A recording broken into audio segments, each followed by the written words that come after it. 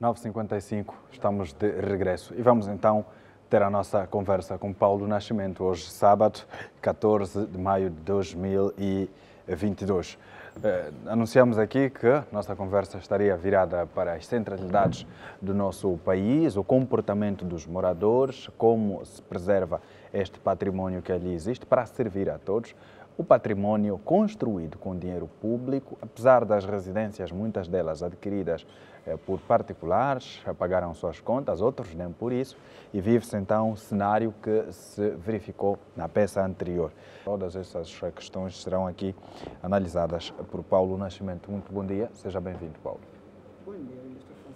Bom, Paulo, começando justamente com a vida nas centralidades, nós saímos de um paradigma para o outro. O país, depois de entrar no período da paz, houve vários projetos do governo angolano, a construção de centros urbanos, e alguns destes são as centralidades que nós temos aqui de referência.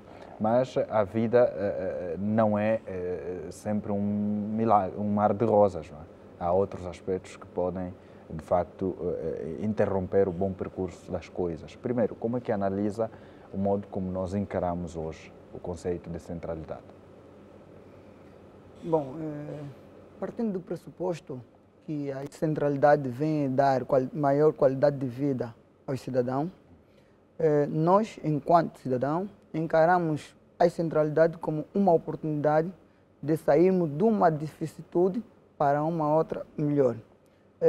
Pois embora muitos de nós não estávamos preparados para chegar a viver ou a conviver nesses espaços, dado que estávamos acostumados a um tipo de vivência, comportamento num determinado bairro e vamos para outro bairro que não acolhe aquele tipo de vivência.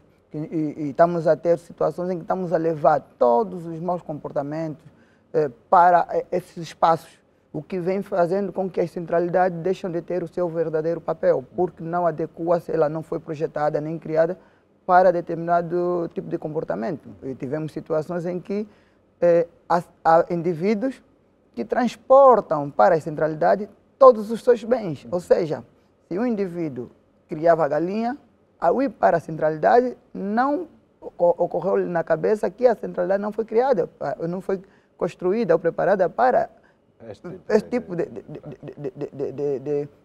vivência animal.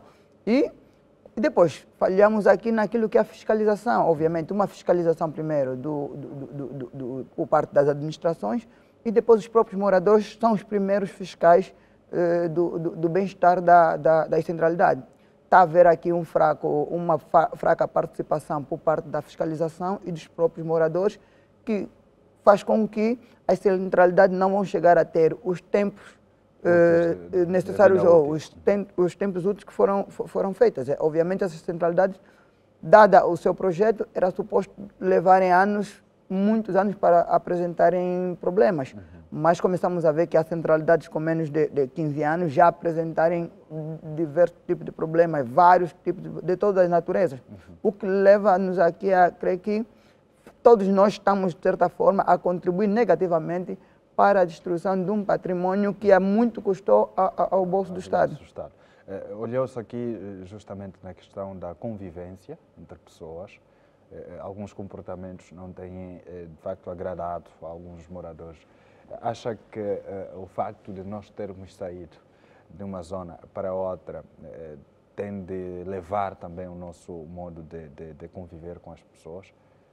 As centralidades estão ali, as casas têm os apartamentos, mas se formos olhar para as relações entre vizinhos, sobretudo os do resto do chão e outros andares, há sempre alguma implicância. O que é que se passa? O que é que houve na cabeça do angolano? Bom, dizer que as centralidades estão a receber indivíduos de vários pontos de Luanda ou de Angola e que esses, cada um tem a sua forma de viver, modo de se comportar, faz com que algumas vezes choca-se. Por quê? Porque nós, enquanto cidadãos, estamos acostumados a viver nos bairros em que a comunicação entre vizinhos é muito mais frequente. Na centralidade começamos a deparar com pessoas novas. Obviamente precisamos de tempo para se relacionar com pessoas com maior frequência quando não conhecemos. E depois a vida da centralidade é dinâmica. As pessoas, se olharmos, por exemplo, a maioria das residências na centralidade ficam, no período da manhã, ficam praticamente todas sem ninguém, sem os seus habitantes, porque esses têm as suas vidas, têm que ir trabalhar, outros têm que estudar, por aí fora. Faz com que não há, na centralidade, há menos oportunidade daquela que nós tínhamos nos bairros, que muita gente nas ruas, muita gente no convívio.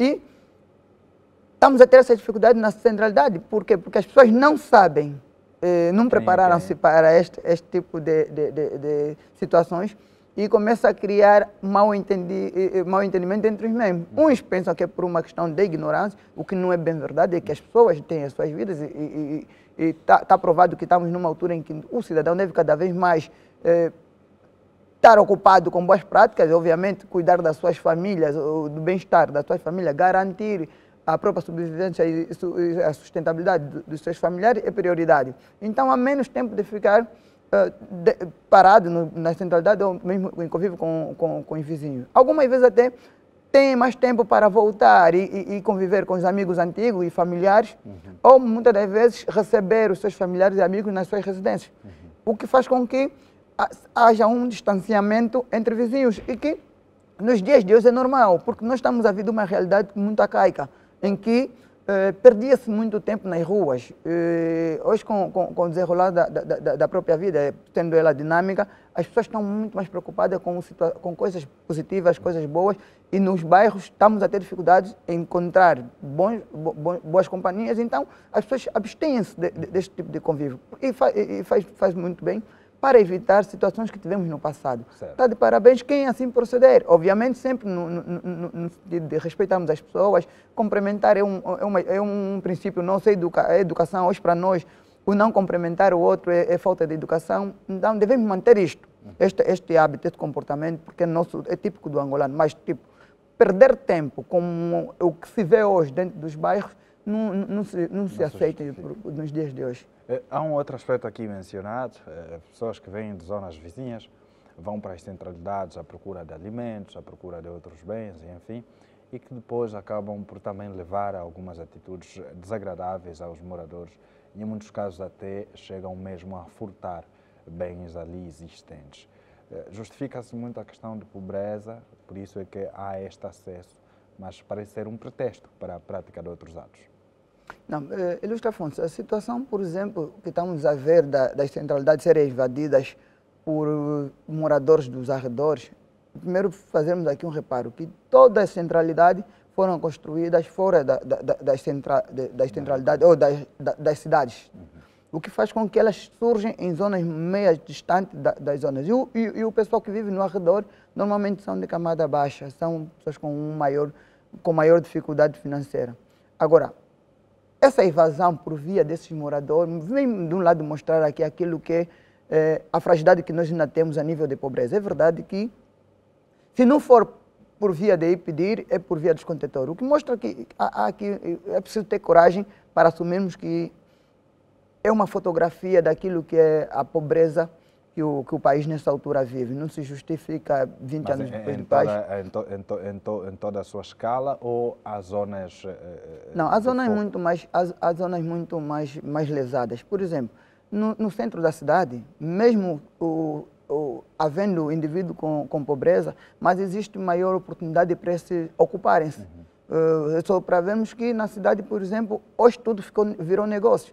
Há zonas que não funcionam, é impossível haver esta situação. Sobretudo as questões dos idosos e das crianças, é o que mais preocupa.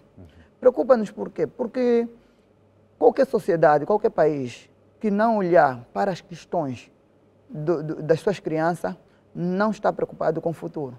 Porque é a essas crianças que tarde ou cedo iremos entregar a responsabilidade do país. E essas crianças estão expostas a este nível de pobreza, a este nível de promiscuidade. Por quê? Porque há um risco maior nessa questão. Essas crianças estando expostas a situações como essa, estamos a olhar um determinado número de crianças a serem preparadas para situações piores. A pergunta que eu faço, Paulo, qual é o senso de responsabilidade das famílias em tentar combater esta prática? Porque se virmos, Há famílias que, inclusive, tendem a fomentar isto, desistem de fazer as suas atividades lucrativas e usam as crianças para o trabalho infantil, para andarem a pedir esmolas e, no final de tudo, pedem contas. Há, inclusive, pessoas, grupos organizados, que controlam um bom número de crianças e, no final de tudo, pedem um balanço da produtividade. Como é que podemos combater este mal, além da criação de melhores condições de vida às famílias?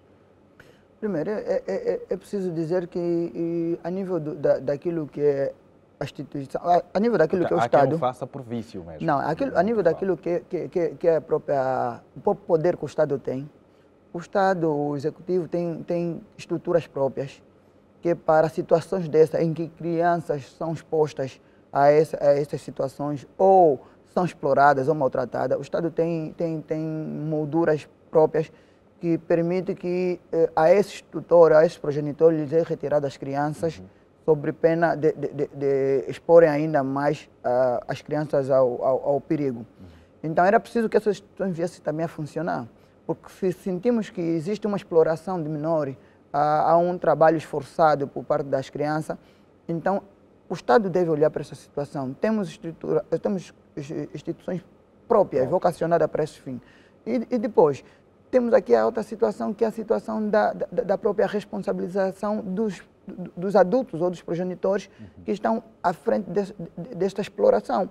Existe a moldura, obviamente, isso já estamos perante a um crime e existem estruturas próprias para responsabilizar o cidadão nessas situações. Estamos a falar em situações em que o indivíduo explora menores para esse fim, ou de outros que deixam de fazer as suas atividades ilícitas e passam a explorar os menores para fins próprios.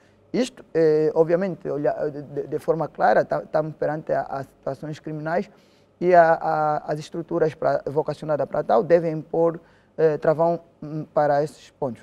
Mas depois, para a questão de salvaguarda às crianças, se não haver condições das mesmas permanecer com seus progenitores ou tutores, deve aqui as instituições vocacionadas retirar a tutela desses menores de formas a protegerem as crianças, até porque, em termos daquilo que é legislação, existe um maior interesse em proteger a vida, obviamente, a vida das pessoas de forma geral, mas, sobretudo, as crianças. Há um interesse maior no Estado em proteger esta camada. Por quê? Porque esta é a geração vindoura. Obviamente, temos que proporcionar o bom e o melhor dessa geração para que no futuro venham nos brindar com boas práticas.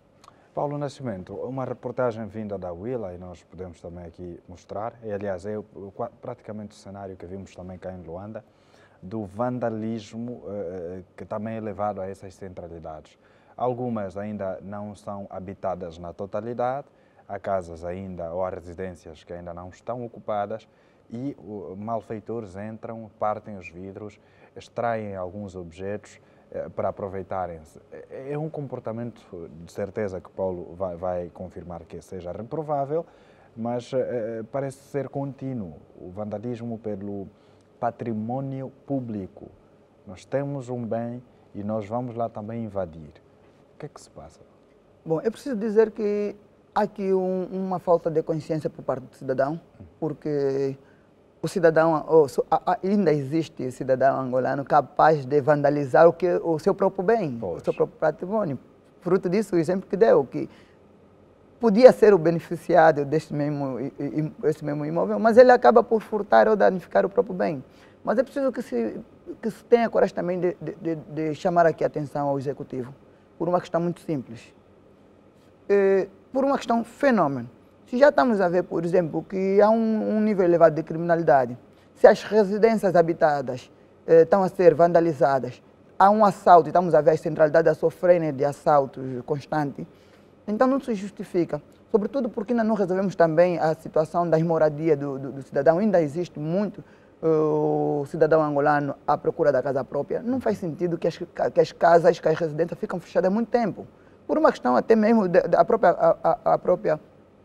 a própria área de construção já justificou, por exemplo, que residência fechada por muito tempo tendam a ter outro tipo de danos. Logo, se as residências já estão feitas, estão concluídas, para os casos que estão concluídas e prontas a habitar, essa deve ser o mais rápido possível dada ao cidadão, obviamente seguindo os padrões normais, que é por via do concurso público ou via que o executivo assim entender será melhor, mas deve ser dada ao cidadão. De um lado, venha tirar o cidadão desta situação que é a falta de residência ou da casa própria, e do outro lado, vem tirar a exposição que essas residências apresentam ao criminoso. Porque, assim, não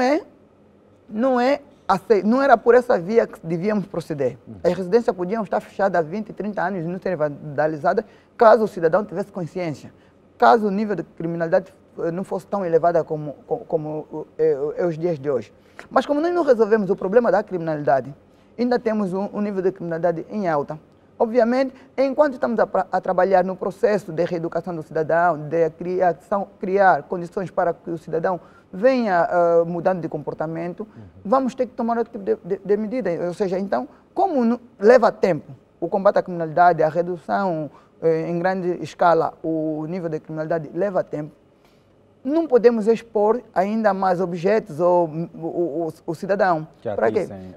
Para evitar mesmo essas situações. Então, o Estado não justifica, por exemplo, até os dias de hoje, temos centralidades que já foram concluídas há anos. Temos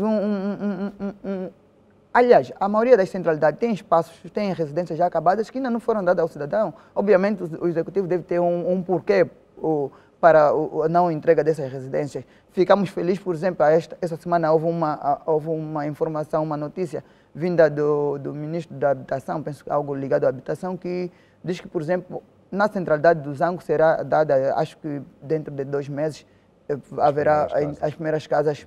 Ficamos felizes todos nós, porque é mais um cidadão angolano que venha se beneficiar e a realizar o sonho da casa própria. E apelar que medidas dessas viessem a acontecer nas outras centralidades, distribuir essas casas, dar maior dignidade ao cidadão nacional angolano, para que começamos a ter outro tipo de comportamento e outros sonhos, porque se ficarmos todos presos sempre a sonhar na casa própria, obviamente deixaremos de ter outros sonhos. Então, resolvem-nos esse sonho, este que é o grande objetivo do cidadão, hoje ter a casa própria, para que depois nós passamos também por um outro sonho, que é o sonho de ter a família sã, uma família consciente. Enquanto não tivermos uma casa própria, estamos na luta pela sobrevivência, lutamos para comer, lutamos para arranjar emprego e depois ainda temos que lutar para casa. Não. Obviamente, mediante as nossas condições, o Estado Executivo deve dar-nos condições para o sonho da casa própria. Obviamente que não somos todos que estamos perante essa situação, mas para os que estão na situação de vulnerabilidade, dê a oportunidade para que os mesmos venham a realizar esse sonho, que é um dos maiores sonhos de qualquer cidadão. Pois, o Presidente da República reconheceu, inclusive, que é o sonho maior do jovem angolano e fruto disto, o trabalho continua com a construção de centralidades em todo o país. A exemplo disso, ontem o Presidente da República fez o corte da fita da centralidade de Alavala, na província do Huambo, município do Bailundo. O Huambo conta agora com 3 centralidades. O governo está focado na realização do sonho da casa própria do cidadão. Como é que olha para esta boa nova? Mais uma centralidade inaugurada no nosso país. Há outras ainda em fase de construção. Será que o jovem angolano, e aliás, olhando aqui anteriormente, estávamos muito centrados para Luanda, agora já vamos para outras províncias e em outros municípios. Quer dizer que o sonho vai se estendendo em toda a extensão nacional. Bom, penso que o Huambo é a segunda província mais beneficiada em termos de centralidade, depois de Luanda. Já conta com 3. O Huambo está agora com 3 centralidades. Obviamente, todas as centralidades são bem-vindas, porque vêm acabar aqui com muitas das dificuldades que o cidadão tem naquilo que é a aquisição da casa própria. É uma medida aceitável, é acertada, vai obviamente, penso, acompanhar a notícia, são cerca de 3.000 casas. 3.000 famílias que vão ser beneficiadas, 3.000 residências e 3.000 famílias que serão beneficiadas com esse projeto. Pedi aqui ao Executivo uma maior fiscalização na distribuição dessas casas, de forma a não beneficiar pessoas ou famílias que já beneficiaram de outros projetos, porque se não tivermos cuidado com essa situação, estaremos a fazer um esforço que não ajudará em nada. Vamos supor que as famílias que sejam beneficiadas com essas residências são as mesmas que já se beneficiaram nos outros projetos, obviamente não terá um maior impacto. Dizer que está de parabéns o Executivo, obviamente, por olhar nesse sentido a prioridade do cidadão. É pena que ela vem numa altura em que, para nós, obviamente, o cidadão quer ter os seus problemas resolvidos mais cedo. Quanto mais cedo, melhor. Mas, tarde ou cedo, não podemos deixar de dizer que é uma iniciativa acertada e que a distribuição dessas casas venha a acontecer ainda esse ano, de preferência. As primeiras chaves já foram entregues. Olha, desconhecia desta informação, dizer que fico feliz pelo facto de angolanos estarem nessa altura. Obviamente, o sonho, a noite desses que receberam a chave deixou de ser o mesmo. Fico feliz quando vejo angolanos a serem beneficiados com esses projetos, o que vem mostrar que, fruto daquilo que é a riqueza do país, fruto daquilo que é todas as possíveis recompensas que o país pode dar no cidadão, no seu cidadão, está a acontecer. Esperamos que venha a acontecer daqui para frente mais vezes e de uma forma contínua. Não haja esse intervalo longo para que o cidadão venha a beneficiar-se dos projetos sociais que o Executivo venha a criar. Bom, palavra final, o nosso telespectador, sobretudo quem tem um sonho de ocupar uma residência numa centralidade e quem já o tem realizado. Bom, primeiro para quem já tem o sonho realizado, que é o meu caso, deixar que, primeiro, agradecer e aproveitar o máximo possível a oportunidade que foi dada. Por quê? Porque não é fácil ser um dos primeiros beneficiados de um projeto do Estado, até porque conhecemos aquilo que é a nossa realidade. Não é fácil conseguir chegar a ser beneficiado num projeto do Estado, porque nós temos uma população que desacredita do Executivo. Mas eu não sou dos que, nessa senda de habitação, desacredito, porque já fui beneficiado, obviamente não irei aderir mais nenhum projeto, porque deve ser dada a oportunidade a outros que ainda não chegaram a ser beneficiados. Aos que ainda não foram beneficiados, obviamente terão que ter um pouco mais de paciência, porque de certeza agora está a ser beneficiado o pessoal do AMO, uma boa parte de cidadãos vão receber, outras não, mas para vermos que é possível. Quem já recebeu sabe que é possível. E, aliás, não seremos todos a residir numa centralidade, não é? Não, e não vamos residir todos na mesma altura. Obviamente, uns vão beneficiar num projeto e outros vão beneficiar em outros projetos. Uns vão beneficiar num projeto maior, melhor, outros vão beneficiar num projeto menor, o que quer dizer que é preciso olhar para aquele projeto, para o projeto que queres aderir, porque não adianta querer ter uma casa que depois não adequa-se à sua realidade. Então, olha para o projeto que pretende concorrer, olha para a residência que pretende adquirir. Obviamente, para quem não tem nenhuma, qualquer casa basta, mas é preciso fazer menção que, depois de beneficiar-se de uma residência, estará impedido de concorrer numa outra. Então, não faz sentido concorrer para uma residência que depois não lhe vai ajudar muito, porque dentro daqueles que são os projetos, vamos concorrer de certeza numa centralidade próxima ao nosso meio de convívio, dentro da nossa província, obviamente, se de preferência for na nossa terra natal, se assim pretendemos esvaziar Luanda. Se formos para as nossas províncias concorrer e lá vivermos melhor, assim estaríamos a ajudar também o Executivo e a desanuviar aquilo que é a grande pressão que Luanda tem, e de preferência casas que adequam-se aquilo que é o estilo de vida que cada um de nós queremos, para não termos pessoas que acostumaram a viver, por exemplo, no rei de chão e com aquelas condições todas de criar animais, de criar árvores, e depois ir morar num prédio onde não vai adequar-se, porque depois tem esse problema, que é o caso que estamos a viver. Então, dizer ao angolano que, de forma geral, que tarde ou cedo, pode até demorar, esperamos todos nós, que demora cada vez menos, porque há muita gente ainda à espera de realizar esse sonho da casa própria, mas com um pouco de mais paciência, com um pouco de mais confiança nas estruturas nacionais, acredito que mais pessoas, mais angolanos irão se beneficiar. Estaremos de parabéns todos nós. Muito bem. Obrigado, Paulo, pela presença e até a próxima ocasião. Obrigado.